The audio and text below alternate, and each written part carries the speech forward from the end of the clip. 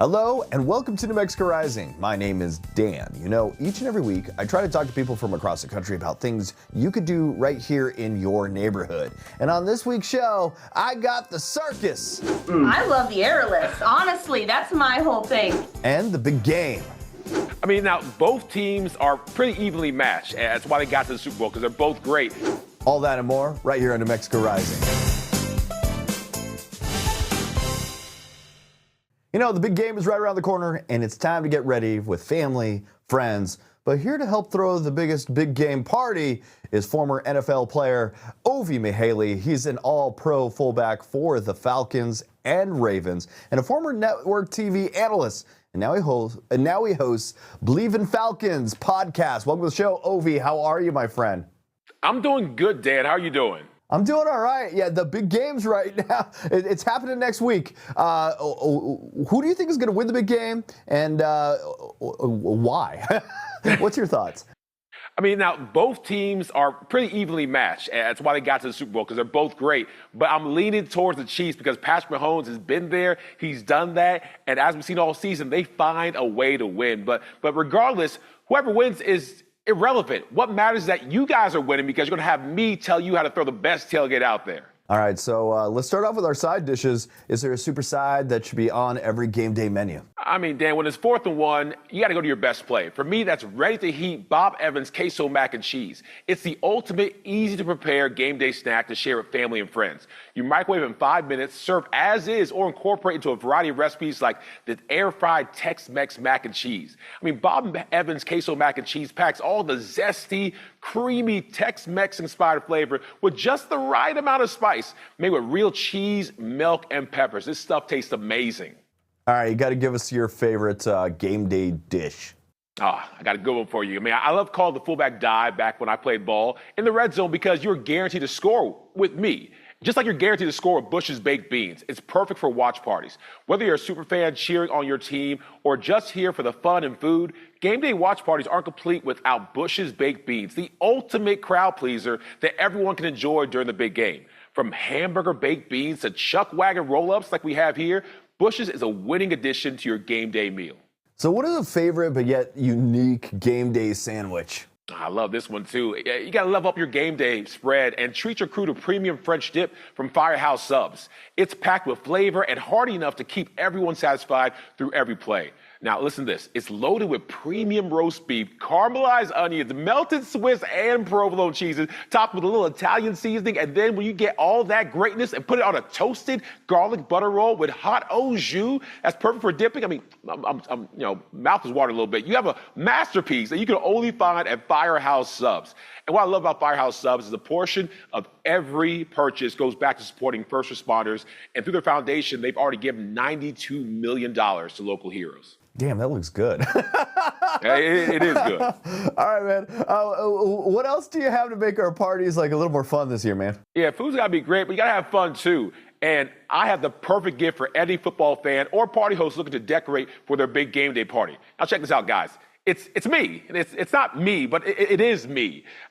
You can also create your very own pop version of yourself, friends, family, or loved ones by visiting Funko.com's Pop Yourself feature.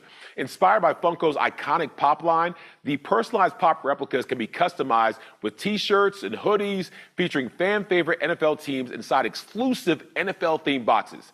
Pop Yourself is the ultimate way to showcase your team spirit and make an unforgettable gift for any NFL fan, either as a single or two-pack offering.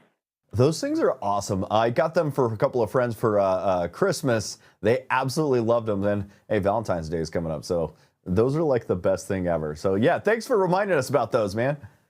My job. All right, where can we go for more information, Ovie? Well, Dan, more information, go to tipsontv.com. Ovie Mughelli, thanks for kicking it with me this morning again. Yes, sir. Have you started thinking about your taxes yet? You know, e-filing has officially opened, and it's a huge part of tax season for many of us. With so much on the line, it's easy to miss out on credits or benefits, the things that you actually deserve. So today, we are joined by Andy Phillips, Vice President of the Tax Institute at H&R Block. He has decades of experience, and he's here to kind of shed light on e-filing, key changes, and all that we need to know this year to get us ready for our tax season. Welcome to the show, Andy. How are you, my friend? I'm doing well, Dan. Thank you for having me again. Always a pleasure. All right, well, let's start with the basics. E-file, what is that? How is that different from a direct file? Yeah, it's a great question. So first, e-file, which is simply the ability to electronically file with the IRS, which is, virtually available in almost every single, tax filing product or working with a professional. And so that's definitely the preferred way to file as opposed to you paper mailing your return. On the other hand, what direct file is that is something that the IRS launched last year with a government provided program for people to file through that. It's essentially just another form of software that's free. Look, it's one more option, but here's the thing. It's one of a number of options that are available on the market, and it's pretty limited. It is only available in about half the states and supports a limited number of scenarios. By comparison, last year alone, nearly 3.5 million people were able to file for free with H&R Block, and this year, around 55% of folks are potentially eligible to file for completely free using our DIY product. So what you want to look for when you're thinking about a DIY product, and if you're looking for a free product, or what are the situations supported? For example, we support more than 40 forms. And in addition, what are the guarantees that are provided? And is there human help there if I need it? And looking ahead, do you see any big tax changes on the horizon, especially with the new administration and policies tend to shift? Yeah, so we've got a new administration, we've got a new Congress, and we have heard President Trump and the several key members of Congress saying they want to revisit provisions from the Tax Cuts and Jobs Act, which was passed during the first President Trump's first administration. We do expect some changes around the end of 2025. Two things on that. First, we already know what the rules are for filing 2024 tax returns. And so people don't need to wait to file or have any uncertainty for that matter for filing their taxes this year. We do know what the rules are, and you don't need to wait for anything to file this year, though there are some changes we can talk about in a moment. Looking forward, this is H&R Block's 70th year in business. When there are major changes to the tax code, people often need help, and we'll be here to help you as soon as we know what those changes are going to be. Unfortunately, I just don't have a crystal ball to predict exactly what those changes will look like. So what is most important for taxpayers to focus on right now, especially with some of these new updates this year? Yeah, absolutely. So there's maybe not such huge sweeping changes as we've seen in other years, but there are some specific ones this year. For example, if you sell items online through an online marketplace like Etsy or maybe even StubHub, or you provide goods or services and take payment through a third-party payment app, say like a Venmo or PayPal, if you received more than $5,000 this year through any one of those platforms or websites, you're going to receive what's called a Form 1099-K. That's really important to know because a lot of people are going to be getting that for the first time, because in prior years, that threshold was that you had to have $20,000 in gross proceeds and over 200 transactions. So obviously it's much lower this year on the dollar amount and no transaction requirement. Important to know, if you get one, you're probably not required to pay tax on the face amount of the 1099-K, meaning there are probably things you can take advantage of, whether it be deductions or if you sold something, what you paid for it, to reduce the amount of taxes you owe. The max amount of the child tax credit is still $2,000, but the refundable portion that we call the additional child tax credit increased from $1,600 to $1,700 per eligible child this year. That's really important for people that are, working Americans that are raising children that were under 17 at the end of the year. For 2025, if you're a crypto investor, like you invest in virtual currencies, make sure you're keeping good records and books, because next year is going to be the first time that those platforms that you trade through, for each of those transactions virtually, you are going to get what's called a Form 1099-DA for digital asset.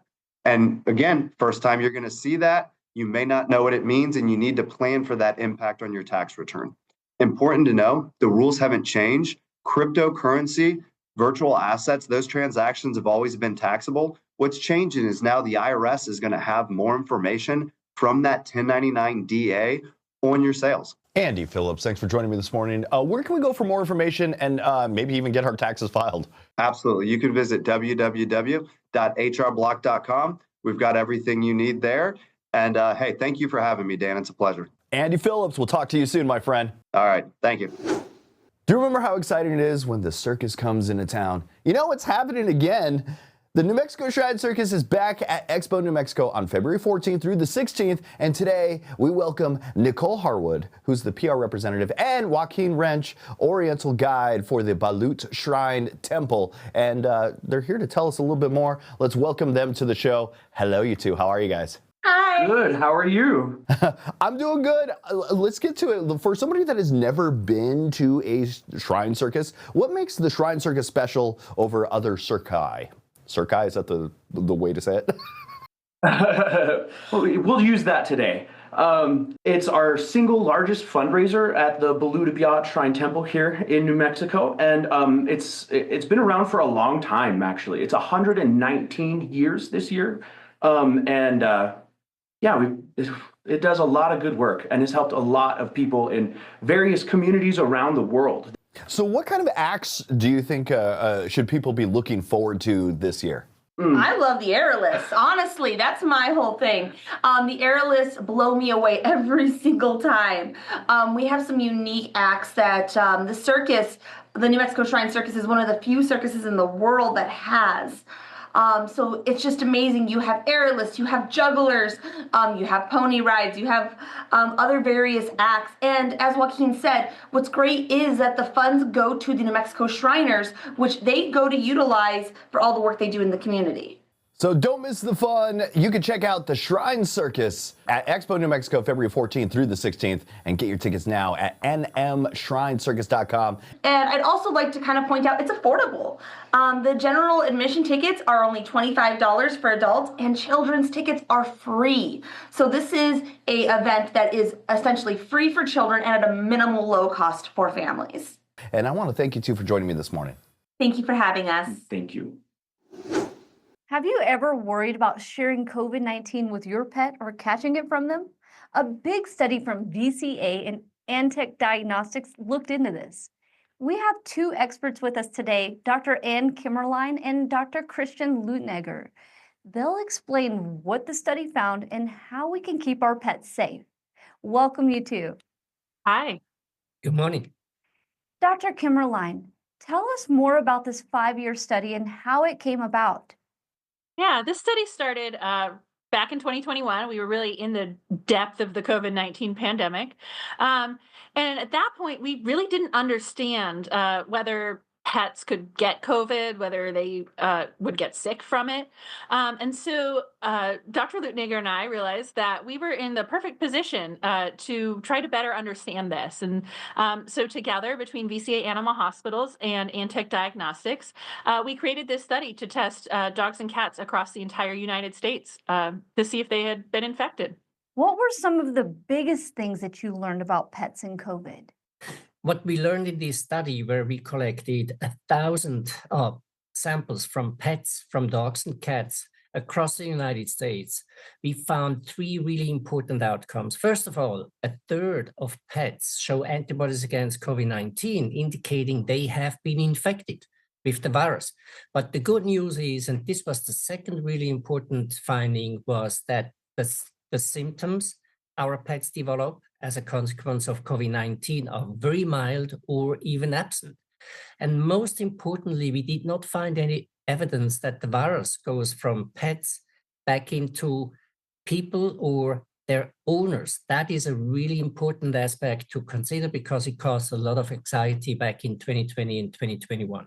How does this help us understand how germs and viruses can move between pets and people? Yeah, this study looked particularly at COVID-19, but through our collaboration and through this study, we really set the groundwork for future studies and future collaboration to help us understand any additional new emerging diseases that might affect people and animals. Do pets get COVID-19 the same way people do? And if so, what should owners be on the lookout for? Based on our findings, pets develop very, very mild symptoms. So they do not experience any of the really severe clinical outcomes or symptomatic people develop. But you should be aware that this can happen. So as per our guidelines, if a person experiences COVID-19, the best way to keep it away from your pets is really to isolate and separate. Is it unusual for viruses to be transmitted between humans and pets? Illuminator, I'll let you take this one. Okay, very good. Thank you, Dr. Kimmerlein. You know, we know of a few viruses which can go from, in particular, people to pets. But of course, we really have to expand our view here. We should look at parasites and some of the tick-borne infectious diseases, where it can actually be a classical, what we call zoonotic disease. It really can go from pets into people. But we have a lot of measures to prevent that. And what should pet owners do to help keep their pets healthy and lower the risk of infection? I'm really glad you asked this question. One thing that pet owners can do is make sure that they're keeping up with all of the recommended flea and tick preventatives, heartworm preventatives, and vaccines.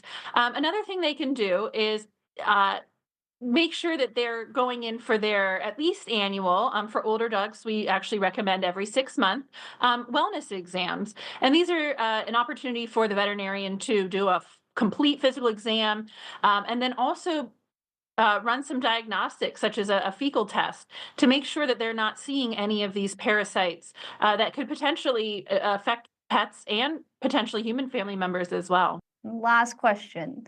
Where can we go for more information?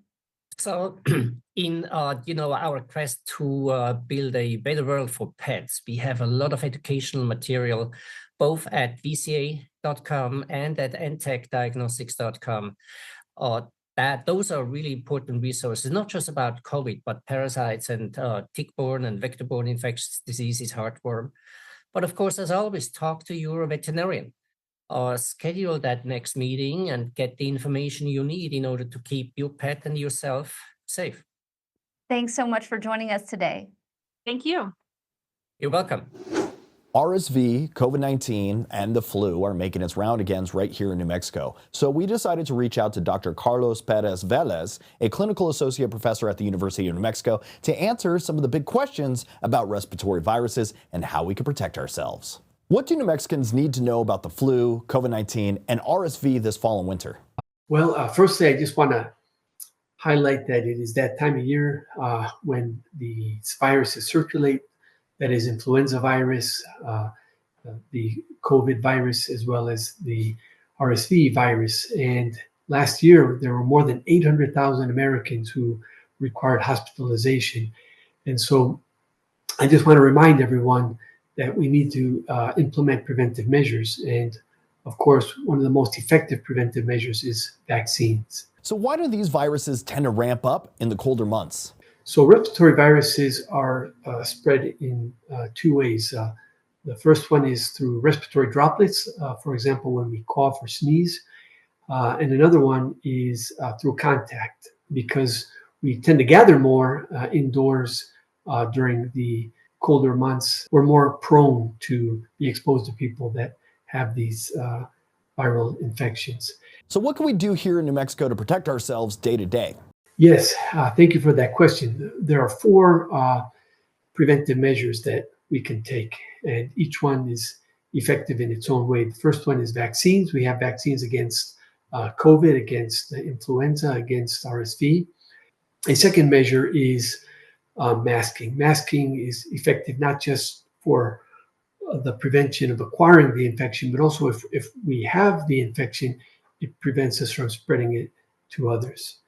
A third measure is hand hygiene, both hand washing with water, but also sanitizing with an alcohol-based solution. And fourthly, ventilation. If we have to gather with friends and family, doing it outside.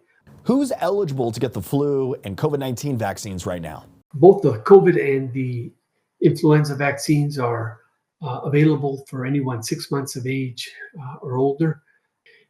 Importance is even greater for the elderly to get these vaccines. In fact, there is a vaccine dose that is optimized for the elderly. Is there a recommended time frame to get vaccinated? So the best time of year to get vaccinated is in the fall. The sooner you get it, the sooner you'll be protected against these viral infections. What's new or different about the flu and COVID-19 vaccines for the 2024-2025 season? This year, the influenza vaccine will contain 4 strains, 2 influenza A virus strains and 2 influenza B virus strains. The COVID vaccine will include 1 strain of the Omicron variant lineage, a subvariant, and that strain will protect us against all cousins, if you will, all subvariants that are of the Omicron family. So how do the risks of getting these viruses compare to the potential side effects from the vaccines? Yes, this is a very important question. The dangers of getting a serious illness from any one of these viruses is very real and far outweighs the risks of the side effects from the vaccines. And finally, where can New Mexicans go for details or get vaccinated? There are 2 good websites. There's vaccines.gov and there's another one called cdc.gov/risk less, do more. Have you ever dreamed of turning your living room into the ultimate sports zone? Well, you know, with the big game around the corner, now might be the perfect time to upgrade your TV or home entertainment setup. So today we have tech and entertainment expert John Cooling, Senior Vice President at Dolby, here to share his top tips for an immersive experience. Welcome to the show, John. How are you, my friend? I'm very well, thank you. And thank you so much for having me on the show. All right, when it comes to creating a home entertainment system, what should be top of mind for shoppers? You know, what everyone says to me is the first thing they think about is how big a TV they can get, you know, how many out size. And what I say to people is also think about the quality. Think about the picture quality, and importantly, think about the sound quality as well, before you also think about just how big you want to go. So what are some of the newest technologies that make watching sports or movies something that I want to be immersed into it? What makes it more immersive? Yeah, it's a great question. So if you think of that big game, right, what you want is you want to feel like you're stood there in the stands with the fans of your team, right? And so that's what we mean by immersion, feeling like you're really part of the action, you're really part of the scene. And there's 2 technologies I would tell people to go look for. One is high dynamic range, or HDR, and you see that as Dolby Vision. That means the best picture. And then for audio, Dolby Atmos. That's sound that's all around you and puts you right in the middle of that action. So how can we get the most out of our setup without like over complicating things and, I don't know, overdoing it, I guess? Yeah, and you know, that complication factor is actually important, right? People have really invested within the manufacturers and ourselves to make the setup as simple as possible, trying to make solutions that are really easy for people to be able to use. First thing I would say is think about your budget and think about whether you want to put that all into the TV or split it and use some of it for a sound bar because you really want to make the sound great. And what's some of this technology that excites you the most, John? You know, I'm really excited by how the creative industry just pushes the experience for us. And so, you know, we're now like we're there in the stadium. You know, I've got a wonderful Atmos system at home, and it really does feel like I'm at the game. And I love that every day.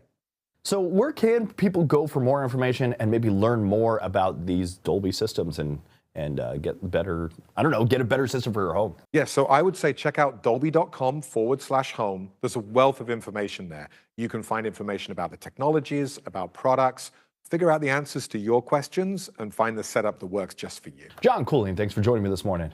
My pleasure, thank you.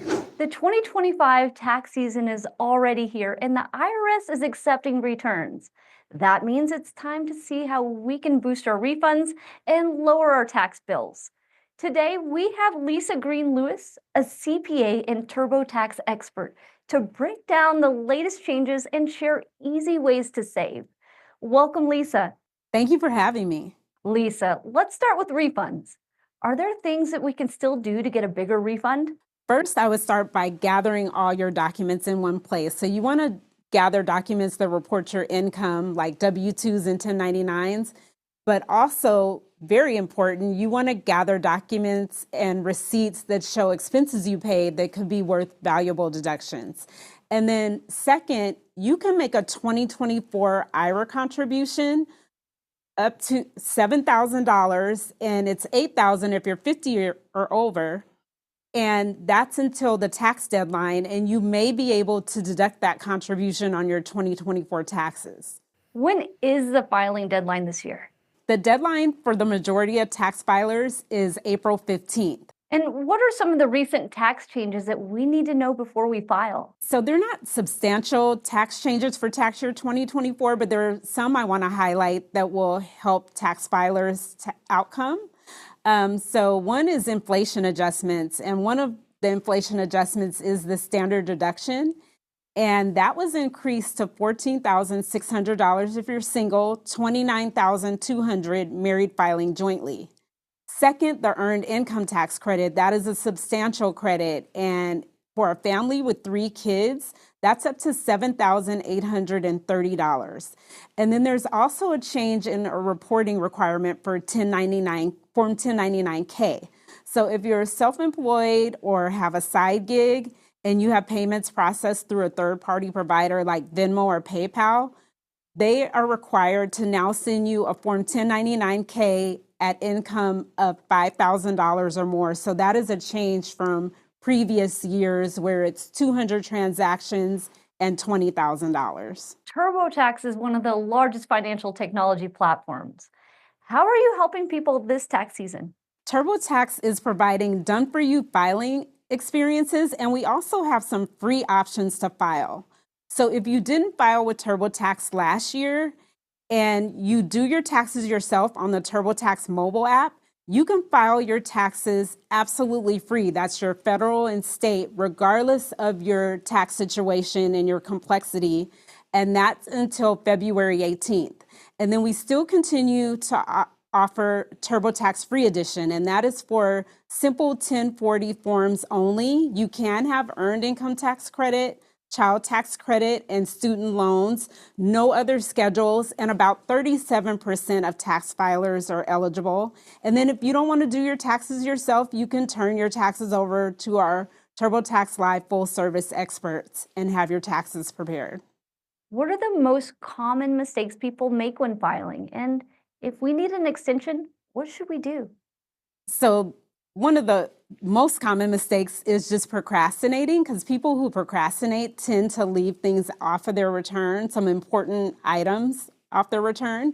Second, if you have kids, you want to gather the correct Social Security number, because kids are worth valuable tax deductions and credits, but you need the accurate Social Security number in order to claim those.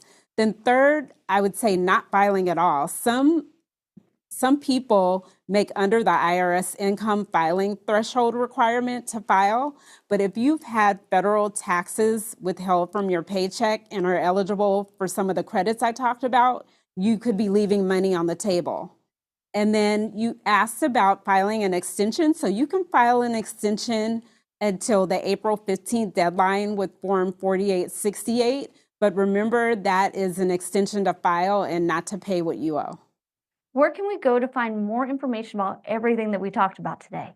You can go to turbotax.com. Lisa, thank you so much for joining us today. Thank you for having me. That's it for New Mexico Rising. Want to know more? Go to our website, newmexicorising.com. And until next week, that was New Mexico Rising.